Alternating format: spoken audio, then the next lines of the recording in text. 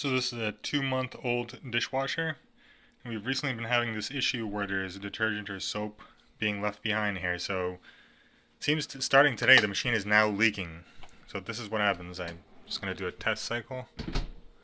Let's just do normal, turn that off, and let's start. So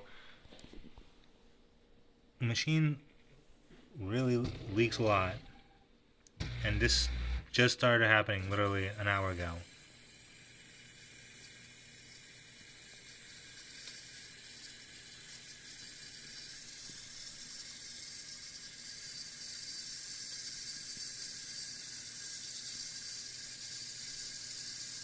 Come on.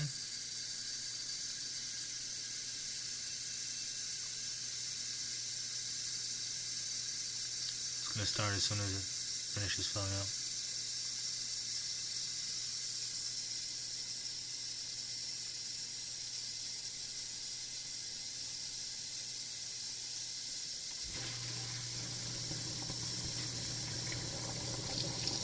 Oh, there it goes, there it goes.